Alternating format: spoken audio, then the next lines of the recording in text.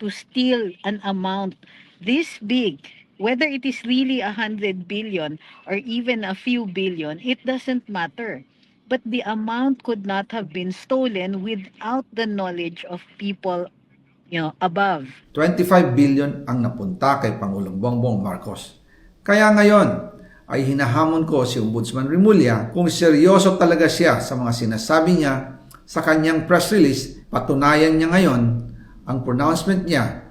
Imbestigahan niya ang Fraternity Brad at ang kanyang kaibigan na si Speaker Martin Romualdez kung talagang tutupad siya sa tungkulin niya. Imbestigahan din niya si President Bongbong Marcos. So medyo nakakawindang yung yung revelation ni Zaldico, but uh, it seems na, how do we call this, ready na yata siya. Ready na, well, from the way he was talking, alam niya yung consequences. So as usual, nag-rely siya doon kay kung totoo all of these conclusions will be premised on the revelations of former congressman ko, and if they are true, okay? Assuming without admitting na totoo lahat yan. So according to him, but note that this is only one side of the story, according to him, hiningan siya ng insertions ni Pangulo na 100, amounting to 100 billion. And the request was coursed through Budget Secretary Amena Pangandaman and through two undersecretaries. So, one of them was Adrian Bersamin, the other, sorry, the name escapes me right now. Pero, so yun yung, yun yung na nakikita natin ngayon. So yun yung gist ng kanyang sinasabi.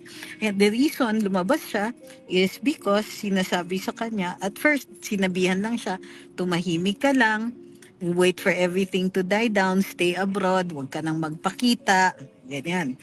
Only for him to find out na ipapataw sa kanya lahat ng paratang at siya yung gagawing fall guy. So, which means na kung kung papabayaan niya yon, then it's quite possible na wherever he is in the world, pwede siyang either i-extradite o gawan ng paraan para kahit paano ay either maiuwi siya or something else.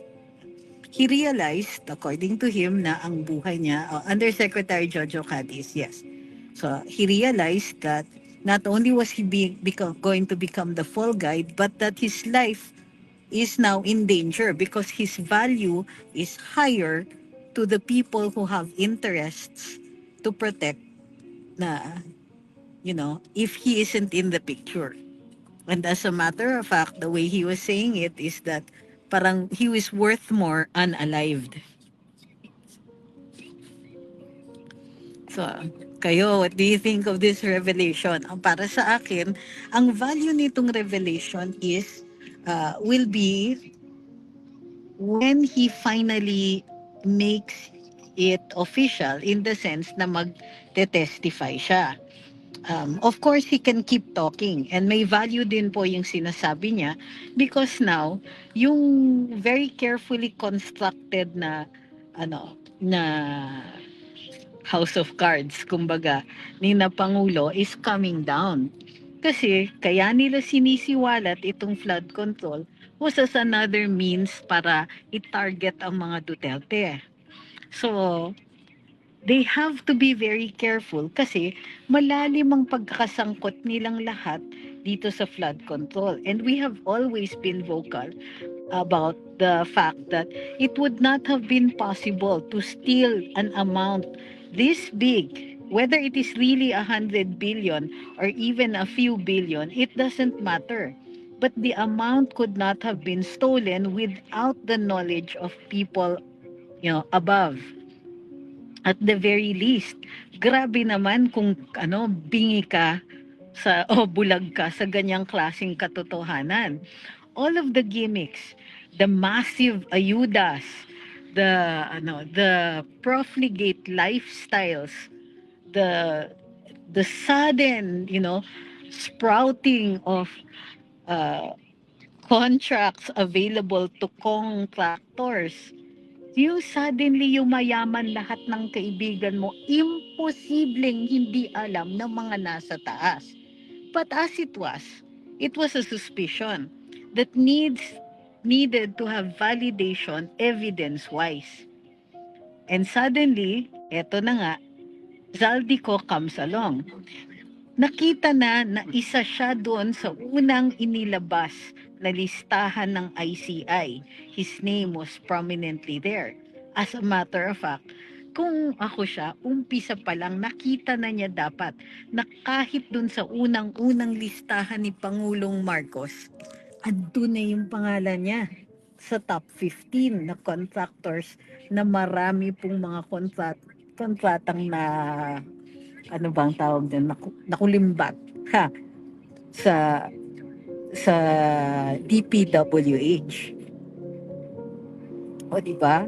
So, I think from the start dapat alam ni Saldico. Pagkatapos niyan, matapos siyang sabihan na tumahimik na lang siya, magtago na lang abroad, suddenly hinahabol na yung kanyang mga eroplano, mga choppers, and hino-hold or fini-freeze or dinadahan-dahan, binabantayan na ang kanyang mga property.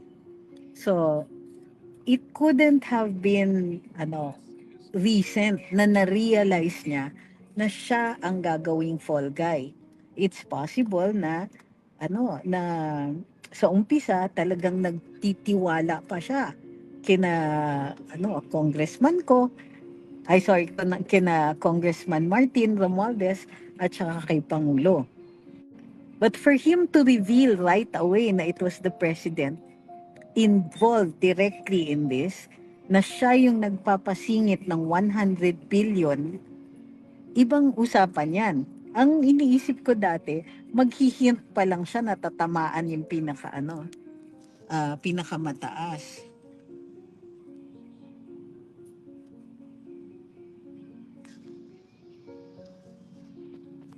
Yan. So, which means, diba, matagal na niyang pinaghahandaan ang revelations about the president.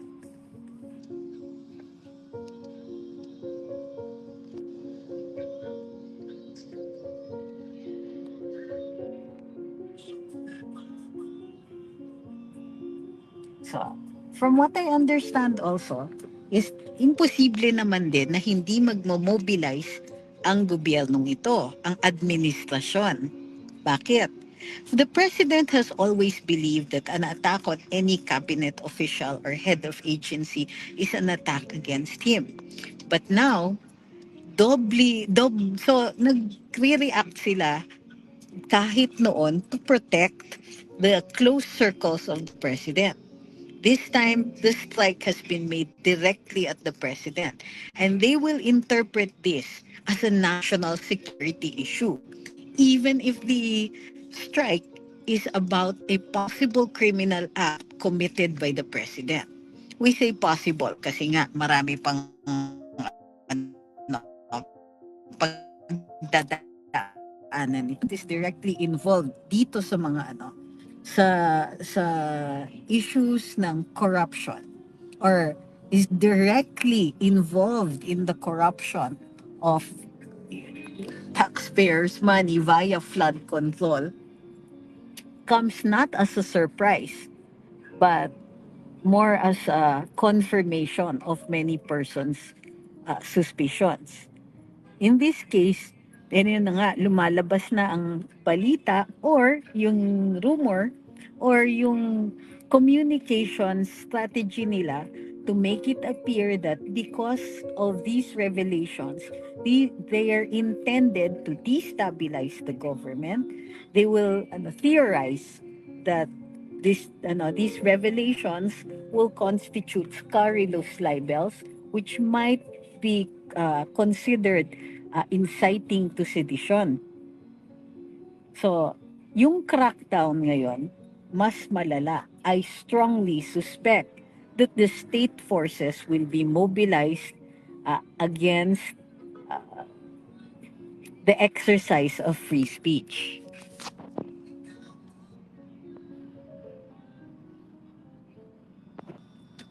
Along with the mobilization of state forces, and alam natin na they were already preparing para dun sa 3-day rally. The revelations come at an opportune time for people who are already sick and tired of this corruption. And that will, of course, worry the administration. That will, of course, worry the state forces who will be tasked to quell any perceived uprising. In total, 25 billion ang napunta kay Pangulong Bongbong Marcos. Kaya ngayon ay hinahamon ko si Ombudsman Remulla kung seryoso talaga siya sa mga sinasabi niya sa kanyang press release na idadamay niya pati si Martin Romualdez kung magbibigay ako ng ebidensya. Patunayan niya ngayon ang pronouncement niya. Imbestigahan niya ang Fraternity Brad at ang kanyang kaibigan na si Speaker Martin Romualdez kung talagang tutupad siya sa tungkulin niya. Imbestigahan din niya si President Bongbong Marcos.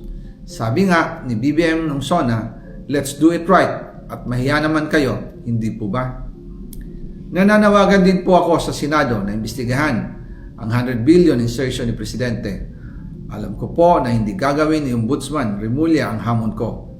Pero magaling ang Senado sa investigasyon at ako ay naniniwala na dahil sa kanila lalabas ang katotohanan.